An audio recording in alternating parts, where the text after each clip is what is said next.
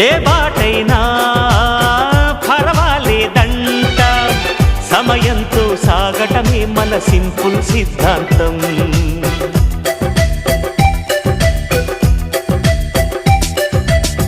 చిరుగాలికి పరిమళమిచ్చే సిరిమల్లెల వనమై ఉందాం, గగనాన్ని నేలను కలిపే హరివిల్లుల వంతెన అవుదాం.